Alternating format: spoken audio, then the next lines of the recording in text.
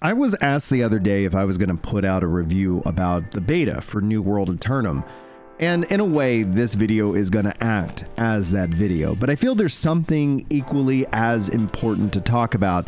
And that's what I think AGS needs to do next. Because I have some frustrations. I have some feedback.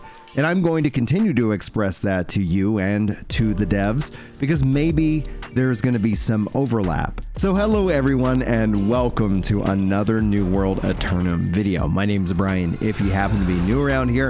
And if you guys like New World content, if you like MMORPG content, like you're excited about the upcoming Throne of Liberty, if you're looking forward to Ashes of Creation, well, you're in the right spot. And if you can, there's a subscribe button around here somewhere. So if you find it, sound off in the comments below like these incredible people. Welcome in everybody to the channel. I'm so glad you're here. This video is inspired by this comment thread that I've had and had a little wonderful discussion with Sat here.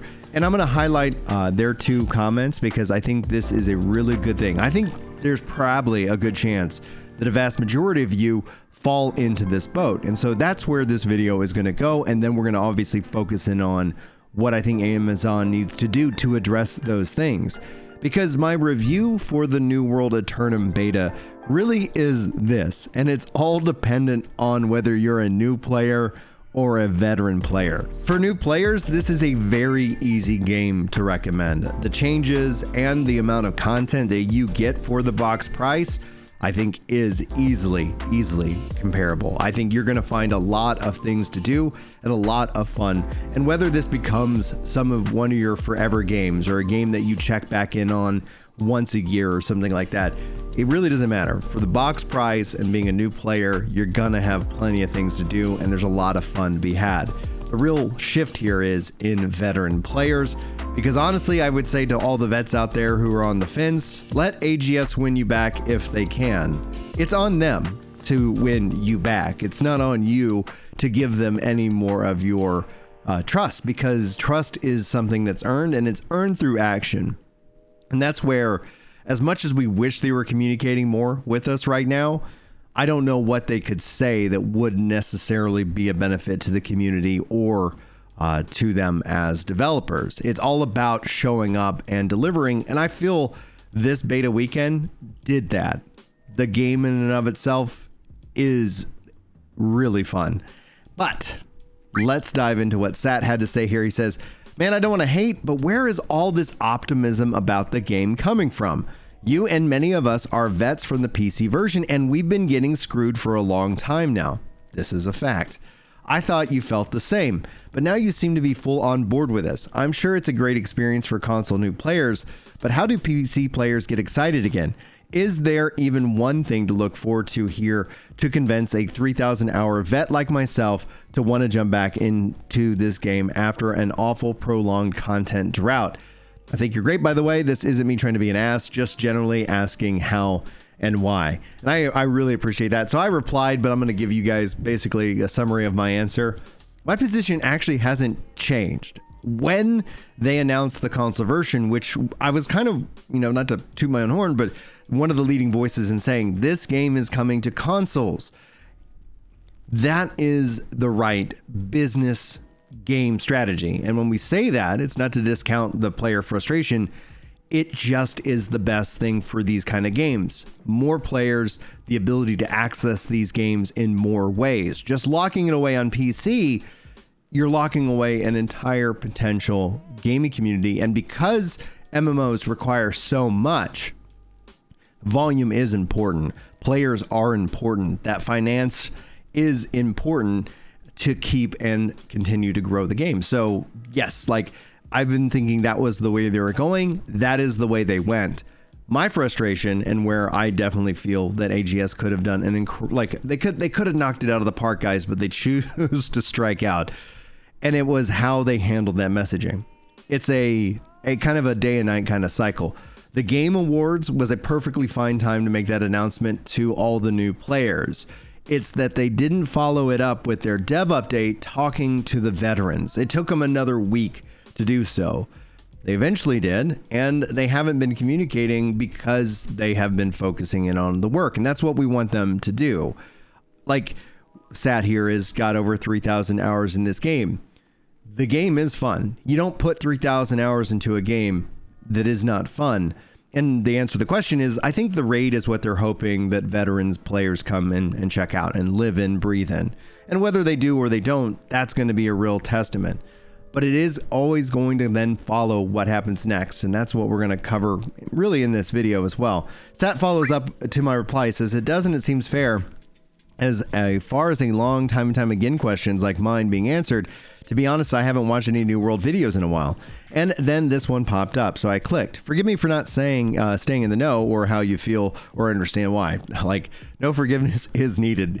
Honestly, I always want people to have a good experience on YouTube, and if that means not watching my videos, that's perfectly fine. He goes on. Beyond that, I just have no faith in the team anymore, and I feel as soon as they get the money they can from this venture, it's going to be more of the same. I love the game too dearly, but getting jerked around like this was too much for me. Maybe one day I'll still return and see if the signs of things have changed for real, and I sincerely appreciate the reply. And so what they highlight here, if you're feeling like Sat is feeling, like, I get it, right? Because of Amazon and 2024. And it's really 2024 that's the year in question. Prior to that, they were, doing updates. We got the Brimstone Sands, we got the Rise of the Angry Earth. And from there, they did that hard pivot to focusing on New World Aeternum. Again, the right call, the right direction for this game. But that's why I wanted to kind of talk about what I think they need to do next to really, truly make up to us veterans, because it isn't like the new players are going to have a great time, but to the veterans out there, my fellow veterans out there with a lot of time invested in this game, what do they need to do? And the first thing is, we're going to highlight this, and it's such a simple answer: a roadmap. Not a partial roadmap, not a we're going to get you the roadmap. They need as quickly as possible to deliver a roadmap to the players. This is critical, I think, for the veterans out there. And that roadmap, I've continued to argue and will continue to provide this thought for them in their feed, is that it needs to go well beyond a year. And it doesn't mean they have to get granular and tell us absolutely everything that's happening, especially when you get well past a year. But is there a plan for yearly expansions? Is there a plan for an expansion every other year and a free big update every year in this regards? What is their plan? That's going to help me both as a content creator, but also as a player, because when the drought happens, and it will happen, there will be a point all the new players will shift into that veteran status when especially they've I've done everything that I've wanted to do in the game. What's next? And that roadmap acts as that. And then obviously they would need to deliver on the roadmap, and they need to do that time and time again. This can be done. It's hard, let's not deny that fact. But if you look at World of Warcraft, if you look at these games, content, consistency, and communication are the three pillars of what make an MMO and a live service game stand out among the rest. If you fail in any one of those categories, it's easy to see how players can rightfully be frustrated and want to push back on it. But a roadmap is obviously driven off of my second point: content, content, content. Content will bring players back. Content will get players to start. Players will finish the content and they will step away, and then content will have the ability to bring them back in. Now, as far as this content, again, I think they're focusing in on the raid. I think that's going to be interesting. I'm looking forward. Hopefully going to be able to go hands-on with that myself. But content isn't just about one aspect of this game. This game actually has a lot to offer, especially with its open world. And that's where I lean into weapons. When are we getting the daggers? That's my question. I think the daggers are going to be an interesting addition to this game. I see you guys in the comments talking about you wanting that stealth class, wanting that dagger style class. And yeah, I think that would be really cool to see. And we've seen it teased off before. And so it's just a question of when. The roadmap can answer that question. Is it a year? Is it 6 months? They have delivered new weapons in a patch cycle before, so maybe that's on the cards, but that's what I'm looking for. And a weapon also changes the sandbox. It changes the PvP. Adding in that new weapon adds in a lot. It basically revalues everything that they've already created, but it is a lot of hard work, so let's not deny that. Dungeons. or expeditions, or like I like to say, expedungeons. More of those, please. And with their cross server play, with the matchmaking, I think the demand for these are going to increase, and they do a great job. Like their dungeons, their expedungeons are, I think, some of the best content that they made. And that's why I'm actually looking to see, looking forward to seeing what this raid does when it's all said and done. So dungeons, weapons, and then when it comes back down to the open world, this is where we go into my third point, because everything you do in this game as you're leveling gives you experience. And when you hit level cap, experience becomes completely worthless, with some caveat for that it's playing into the season pass. This is where I get into my third point, which is player aptitude levels. For crafting and gathering, you have crafting and gathering aptitude levels. They need to bring that similar system to the player, allowing everything that you do currently in the game, once you're at level cap, just feeds you a little bit of experience, a little bit of a thank you. It doesn't need to be connected to progression or power in any way, but as you do the things that you enjoy doing, maybe you like supplying the economy with materials, maybe you like just cutting down trees, or maybe you like to fish from hours on end. Having that experience is just a nice little thing that happens, and you really feel this whenever they do increase the level cap. When they went from 60 to 65, like that leveling experience, getting that experience again, I really enjoy, and I want to see them bring that into the game, because that just adds that extra value to all the things that you're doing. It's just this little passive static, and it doesn't have to be efficient or fast, especially level cap. And it can also act as a measuring stick for seasonal XP as well. Imagine getting a third of a level and hey, we're going to give you some seasonal XP. You see that visual progress as you're making your way down the bar, or if nothing else, shifting the XP bar into a seasonal XP level so you can see it without having to pull up the seasonal tab in the game. I would accept that as well. Just give me back my XP, please. Keep it, have some value to it. It doesn't need to be the be all end all, but don't get rid of it, guys. I would love to see that brought in. The next item, number 4 here, is actually pretty similar. Weapon aptitude levels. Right now, the level cap on a weapon is 20. That's where you have all your points and your skills, and you basically define your build. The weapon aptitude level would not give you additional points or skills, but it would just continue to level, and thus kind of in a way a bragging rights kind of system. And maybe, let's say, every weapon aptitude level that you quote unquote got at level cap, maybe it just gives you a nice little random roll on a weapon of that type because you've spent that much time into it. Or they could even tie it into various different quest systems, like gain 5 aptitude levels on, using this weapon or something like that. That could be a little bit more nuanced, and I'm sure there's going to be plenty of pushback on that idea. But stop taking away the leveling in this game. And I think that would be really exciting to see, because not only are you doing the player aptitude levels, but as you're using that weapon, you're becoming efficient. I could see pushback when people would say that they only want players to have a certain aptitude level, so I don't think it would be a public number, but I'd be interested and curious about your thoughts about those two. By the way, all of this feedback is continuing to be given directly to the devs as well. So this isn't just me yeeting these thoughts out into the void. This is also what I have been continuing to report to the devs, and hopefully we'll see some kind of traction.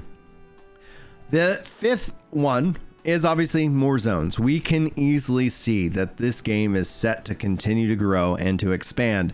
And I don't want to see them repurpose existing zones like they did with the Elysian Wilds. I'm perfectly fine with the Elysian Wilds being this end game zone. Their zone design has gotten incredibly good. And being that New World Aeternum is the base game, when you think of that going forward, that's what everybody will have access to. From here, from an expansion perspective, they need to move further into the island of Aeternum. We're only seeing a fraction of this location, and so that is something that is going to be really cool to see. And they should include some of that on any kind of roadmap. For example, if they were going to say, expansion October 2025, here's what we're kind of targeting. You know, like maybe we'll say the level cap is increased. Maybe we'll give you just a hint at what is to come. Hey, a new weapon, for example. That's all they have to share. They don't have to go into here's the story and the characters of the story. October 2026. Boom. Okay, we're coming back. Next expansion. Here's what's happening. Maybe a new zone. Things like that. That is what we need to see. And all of these 5 things, I think, work in tandem together. But these are just my things. And if you have your own, you can always sound off below. I love hearing your thoughts. And hopefully for those of you who are new and are returning, you do get that engagement in the comments or also in these videos, because I am reading your comments. I think this is a part of that, being a community of gamers who really love to talk about MMOs. So I hope you've been enjoying the videos. I really appreciate the support over the last couple of weeks. It's been exciting to see so many people re-interested in New World. And yes, I do understand that we are in a hype season, and you might not know, but I have the general theory that MMOs and games as a service games operate on a seasonal model. You have hype, grind, and then bitch. And that third thing is where we all complain about the game, and then we get excited for the next round of content. And so it is a cycle that is repeated, and you can see it happen, especially in these kind of games. We get excited, we grind it all out, we play all the content, and then we complain about it. And that is what I think when I look at all the MMOs, they all have in common. And if you don't think they do, and congratulations on your echo chamber. That's, you know, maybe this is a position in which that I get to see a lot of opinions shared across the board. So I always do appreciate y'all sharing yours with me as well. Now let's get into what I like the most about these videos, and that is the message of hope. This is a discussion also from a comment that I got that I thought was really cool that I want to highlight. Parsley says, "Hey man, I've been following you from the launch of New World. Update felt good, and most of my company members and friends, we start fresh characters. About the ending of the video, thanks a lot for the encouraging words and for sharing your story. I've been through a lot as well in the last year with a breakup after 7 years being together with my ex. Now at 33, I need to start fresh, as in New World, and grind everything, but I can do it. Much love and respect from the island of Cyprus, my friend. Keep the videos coming." So the story that I want to tell you guys here today is related to what, and I'm so sorry, but I know I'm butchering your name. I'm looking at it at the handle, and my mind just reads Parsley. So hopefully that's not offensive to you, but welcome in. The story I want to share with you guys is a story about breakups, and I think that's something that we can all relate to. Now, before I met my wife, I was engaged to another woman. I still actually love that other woman. In fact, for me, I don't know if this makes sense to anybody, but I've never fallen out of love with anybody. That love has changed because, you know, it needs to, but it's still something that I think is important. My ex-fiance, she called off the wedding. She broke up with me, and I was crushed, and it hurt, and it was painful, and it sucks. And in that moment, like, I didn't know if I'd be able to love again. I didn't know if I would be able to trust anybody again. I didn't know what the future held. And it took a while. Like, you know, breakups are hard. You need to take time to grieve them. You know, there's no value in speed running a breakup cycle. Like, let the process flow. Get yourself around a bunch of like really good people who have your interest at heart and want to love on you. And that could be a tough love kind of way. It could be like, well, let's get to the gym. You're looking a little bit flabby, you know? Like that tough love is a real thing, especially with guys and supporting each other. So hopefully you can find that if you don't have that. That's going to be something that's going to really help the grieving process, but it can take a while and it can surprise you. Because the reason I share that story is, I don't know if y'all remember the story of, or the show, How I Met Your Mother. I really loved that show. We followed it through all the seasons. But there was something interesting that happened, and I don't know why it happened the way it did, but timing wise, I missed and I did not get to see the season finale. And this is back before like on demand, so you just go watch it whenever. So eventually the discs came out, and I bought the season and I watched it. Now, at this time we had broken up. It's been at least a year since we broke up.